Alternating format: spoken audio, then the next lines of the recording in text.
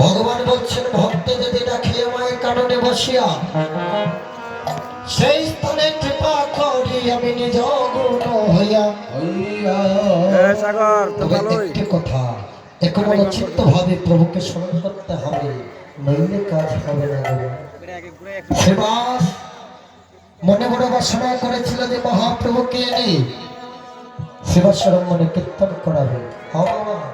কীর্তন করাতে গেলেও তো অনেক অর্থের প্রয়োজন আছে। অর্থ পাবে কোথায়? এখানে দেখা যাচ্ছে শিবাসের ভাই শিবাস হরিনাম কীর্তন করে বলে ভাই ভাইকে পৃথক করে দিল, সম্পত্তি থেকে বাদ দিয়ে দিল, ভিতরে বাড়ি থেকে বাহির করে দিল।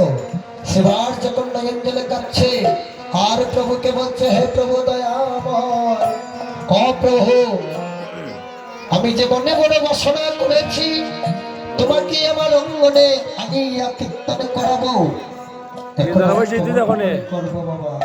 কীর্তন দেবে তো দূরের কথা, জল খাওয়ার মতো একটি গটিও ছিল না। শিবাসের স্ত্রীর নাম ছিল মা মালিনী দেবী।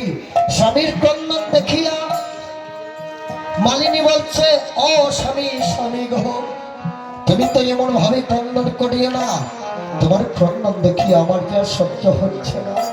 তুমি কোনো চিন্তা করো না, তোমার হস্তে যখন আমার পিতা মাতা তোমার হস্তে আমাকে দান করেছিলেন তখন কিছু স্বর্ণের পুতুলি ছিল, যা তোমাকে আমি কখনো দেখাইনি। যা এগুলো নিয়ে বাজারে বিক্রি করে এবার মহাপ্রভুকে নিয়ে কীর্তন করো। হরি হরি বল, ভক্ত তো তারাই বাবা যারা নিজেকে উৎসর্গ করে ভগবানের চরণে সমর্পণ করতে পারে। শিবাস মালিনীর কথা শ্রবণ করে নয়নজলে কাঁদতে কাঁদতে যা কিছু ছিল স্বর্ণ অলংকার সব নিয়ে গিয়েছে বাজারে।